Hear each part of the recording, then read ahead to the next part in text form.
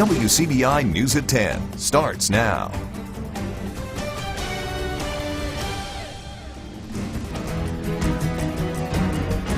We begin tonight with breaking news out of Webster County. After 3 days on the run, a Webster County escaped inmate is back in custody. Anthony Logan, Webster County deputies say, made his getaway just after 4 o'clock Sunday afternoon. Webster County Choctaw deputies and DOC officials captured him without incident on Hebron Road in Choctaw County. Logan was waiting to be transferred by MDOC to serve a 5-year sentence on a burglary conviction. He'll be taken to a state facility in the next few days. A bill that could expand high-speed internet access to thousands in Mississippi moves one step closer to becoming law. Earlier today, the Senate unanimously passed a House bill giving electric cooperatives the option to provide high-speed internet to their customers. Our Quentin Smith speaks with Public Service Commissioner Brendan Presley about the impact this bill could have if it becomes law. He joins us live in the studio with more. Quentin. Yes, Scott, this is something Presley has been pushing for a while now. Currently, electric cooperatives don't have this option because of an existing law. However, with the new law in place, supporters believe it could have a huge impact on rural areas and small businesses. You've heard the term food deserts, but we've got a number of areas in our state that I would call them broadband deserts. It's no secret that a lack of broadband service is an issue that's plaguing many people in the Magnolia State. Mississippi ranks 49th in the United States of America when it comes to connectivity to high-speed internet service. So this is a crisis in our state. However, that could all change if House Bill 366 becomes law. It is awfully difficult for even a small business now to compete if they don't have access to broadband, even if it's as simple as ordering their wholesale products that they might turn around and sell through a brick and mortar store. Dr. Randy Loper works at the Mississippi State Extension Service and says if the internet bill does become law, not only will it have major impacts on rural areas and small businesses, but it'll also be beneficial for farmers. More and more of the heavy equipment that we use in large-scale farming requires internet connectivity to go back to the manufacturer for updates to the equipment, GPS technology. We will even see self-driving tractors and self-driving farm equipment at some point, but as we move more and more to precision agriculture, the connectivity is an extremely important issue. This bill allows for a cooperative to do it on their own as an affiliate. They could join other cooperatives and form their own affiliate with multiple companies, or they could lease their facilities out to someone else. It leaves that control up to local boards, and those boards are elected by the members of the co-op who own the co-op. Northern District Public Service Commissioner Brendan Presley has been fighting for a year to get this bill passed. However, getting the bill signed into law is just one step. Presley says it'll still take some time for the high-speed internet to get up and running. We didn't get electricity to all areas of Mississippi overnight, and we're not going to get internet service overnight to every area. The passage of this bill and Governor Bryant's signature opens that door and begins that process. Now, there are multiple electric co-ops already showing interest in exercising this option. The legislation now goes to Governor Bill Bryant's desk, who is expected to sign the bill. Scott? All right, thanks very much, Quentin. Well, 2 Mississippi senators announced millions in funds to Head Start programs in Mississippi. $37.6 million in funding is how much these programs across the state will get a piece of, including right here in Lowndes and in Noxubee counties. $30.3 million in funding will go to early Head Start programs. All 82 counties in Mississippi have Head Start programs. Mississippi's job outlook is improving, but still struggling when compared to the rest of the country. But Governor Phil Bryant says you have to look at how far we've come. Courtney Ann Jackson explains how the state's looking to stack its resources and boost the workforce. The unemployment rate is what you'll most frequently hear Governor Bryant reference. When I came in office, it was 9.4%. Today, it's 4.7%. But what about the labor participation rate? The Bureau of Labor Statistics shows Mississippi's is next to last among states. Just 55.8% labor participation rate.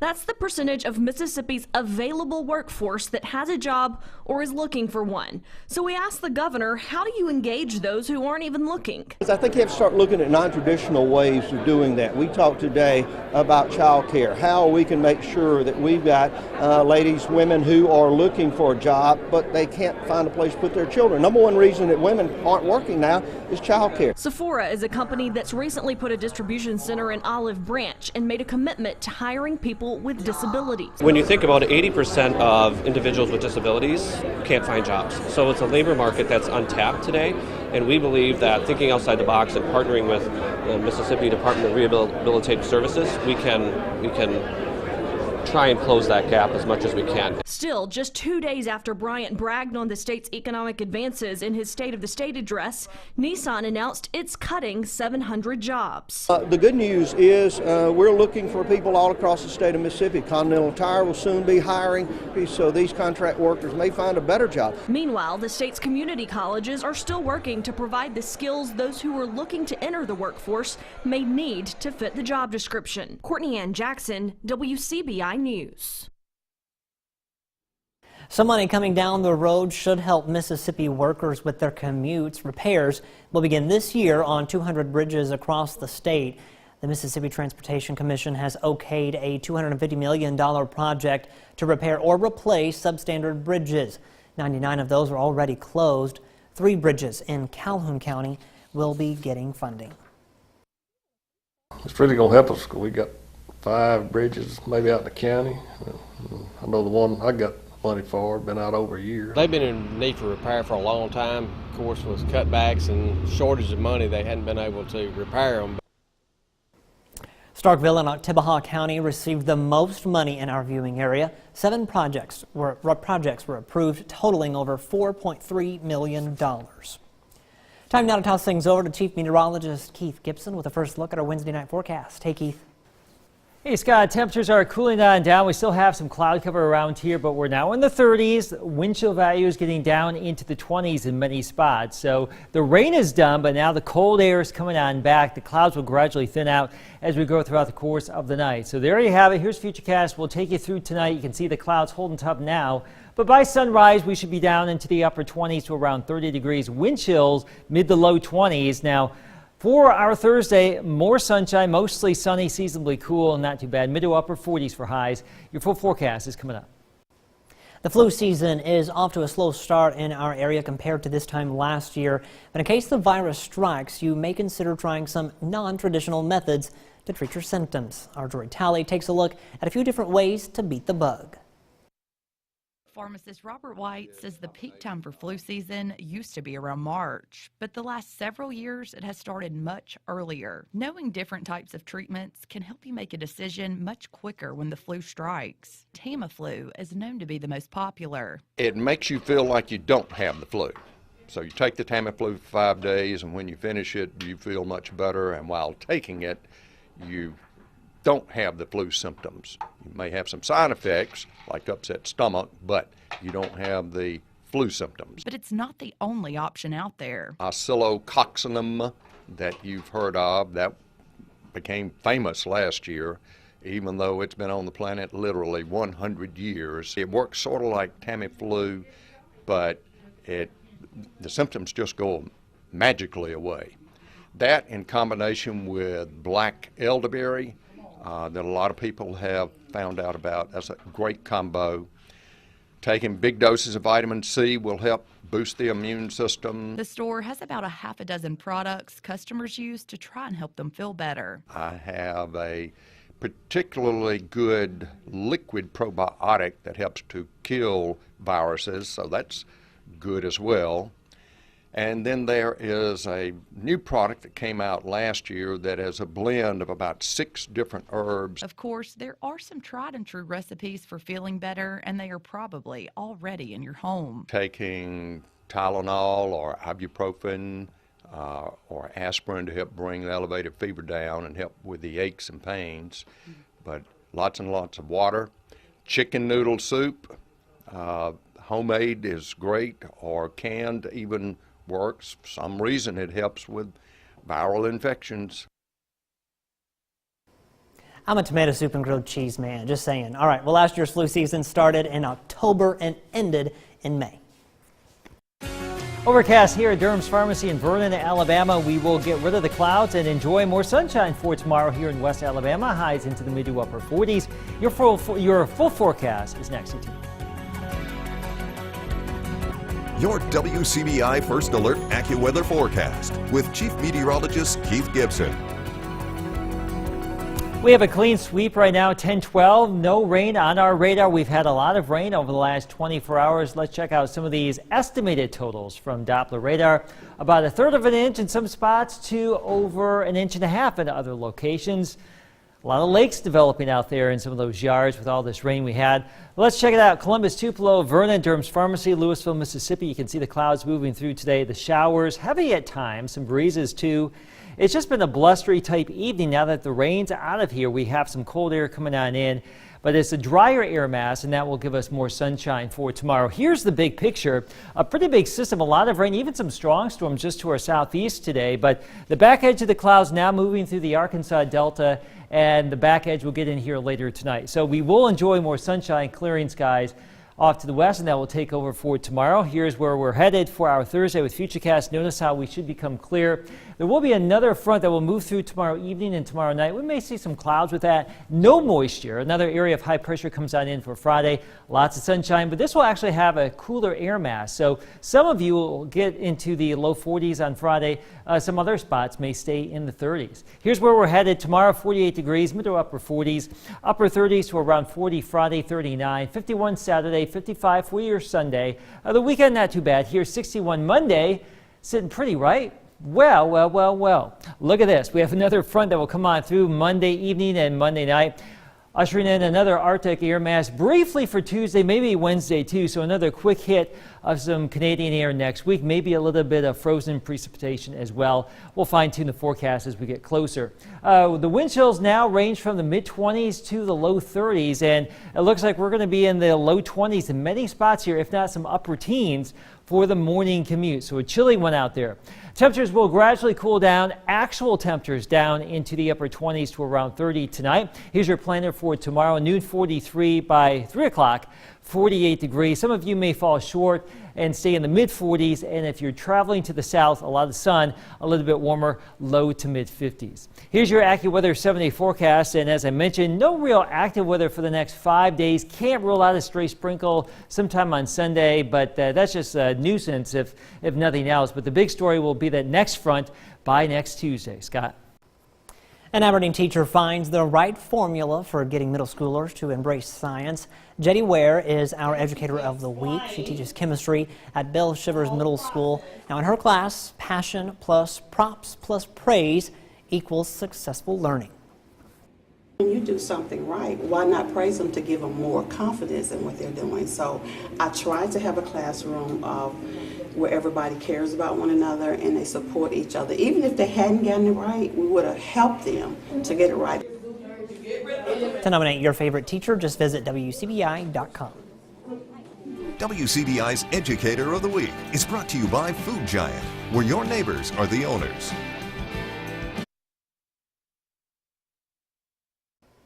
Welcome back, everyone. It's an easy way to give back to others, donating blood.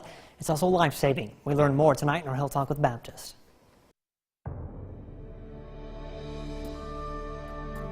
Hi, I'm Sandy Kilburn, medical technologist and blood bank supervisor at Baptist Memorial Hospital, Golden Triangle. I want to talk to you some more about blood donation.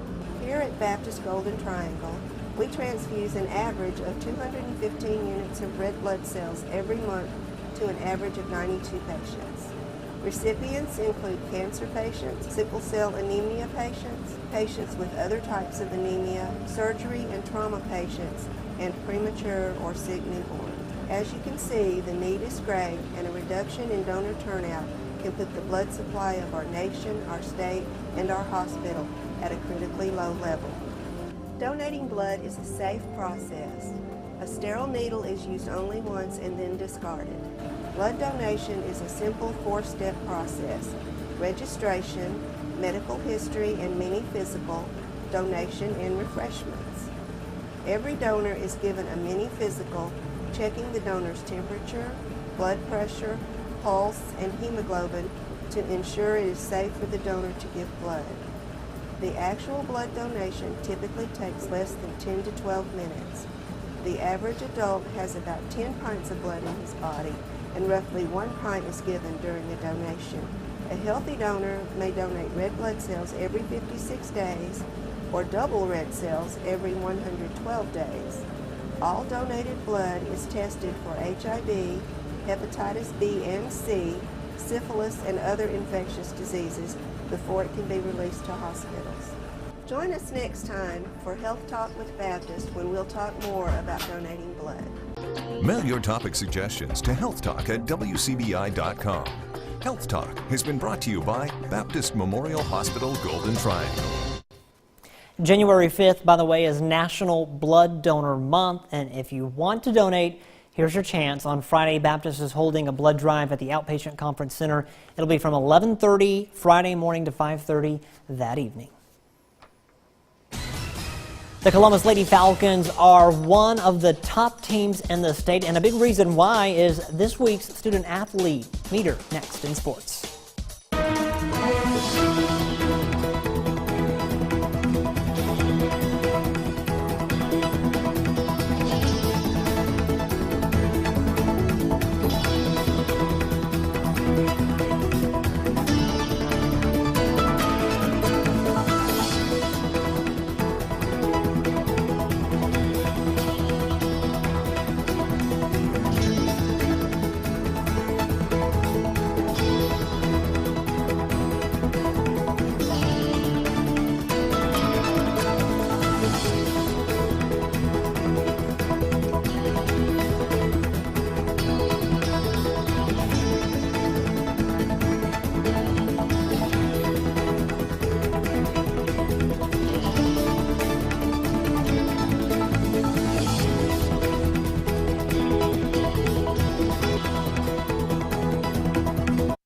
Here's WCBI Sports with Tom Ebel.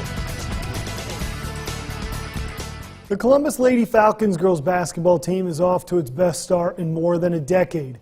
A big senior class looking to bring the first gold ball back to Columbus on the women's side following their Dandy Dozen leader. Time for this week's Student Athlete of the Week. Alone at the top of the Region 2 6A standings, the Columbus Lady Falcons are red hot. 17-2 record fresh off a big division win over Tupelo.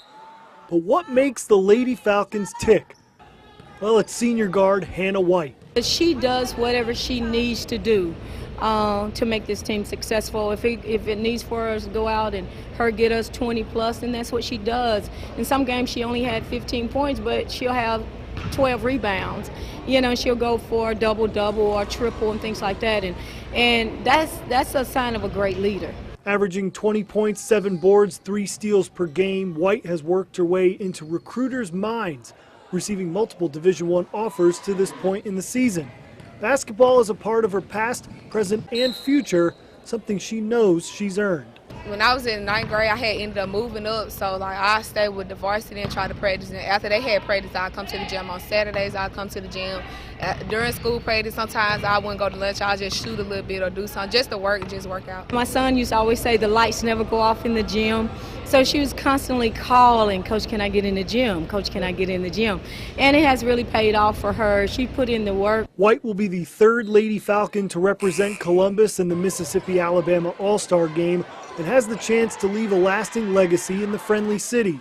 But basketball doesn't define White, the senior racking up the big-time stat of a 4.6 GPA and the hopes of going into psychology to one day help others. My teammates, like a lot of stuff be happening sometimes in our personal lives, so being able to help them, then going to church all the time and learning about the Lord. So I just been learning easily like how to give advice to others. She's a humble person. She's down to earth. Like if anybody that meet Hannah, they gonna fall in love with her. Like everybody loves Hannah. She leads by example. She gets out. They see her working hard, and they want to do the same thing. And when you're a quiet leader like that, it makes a big difference with the team. White and the Lady Falcons look to stay undefeated in the division, taking on South Panola at home Friday. In Columbus, Tom Ebel, WCBI Sports. WCBI Student Athlete of the Week on WCBI Sports is brought to you by C Spire. Customer inspired. me welcome the 6th head soccer coach at Mississippi State University, Coach James Armstrong. A new beginning for Mississippi State soccer. Former Auburn Associate Head Coach James Armstrong formally introduced for the first time Wednesday. A true come-up story. Armstrong beginning his career as an equipment manager with the U.S. Soccer Federation to now leading an SEC program. The Bulldogs reached the NCAA tournament for the first time ever in 2018, and Armstrong looks to lead MSU to greater heights as head coach. They had a disappointing result in the first round. I know, talking to the girls, they would love that game back. We want to make sure that we get back to that level and then go on from there. Making the SEC tournament, that's a priority as well. You know, they haven't been there since 2004, so making sure that they get to experience that. You know, and I know that talking to the girls as well, that is something that's a priority for them. Columbus native Gunter Brewer is off to Kentucky to continue his coaching career. Louisville hiring Brewer to become the Cardinals' wide receivers coach. Brewer spending this past season with the Philadelphia Eagles. 30 years of coaching experience, including an assistant at Ole Miss and head coach of Northeast Community College. Brewer is known for coaching former Biletnikoff winners Randy Moss, Des Bryant, and Justin Blackmon. That's it for sports. We'll have a last look at your forecast coming up next. A lot of folks asking, where's the sun? Well, it will be out tomorrow. It should be a pretty nice day, mid to upper 40s. Still sunny or mostly sunny Friday, but cooler, 39. The weekend's looking pretty decent here, back into the 50s, mild Monday, before another shot of some cooler air Tuesday. A rain-free weekend, finally. That's true. It's been wet around here, especially Saturdays. Yeah, always, it seems like. So we will look forward to this weekend. All right, thanks, Keith. Thanks for watching. We'll see you tomorrow.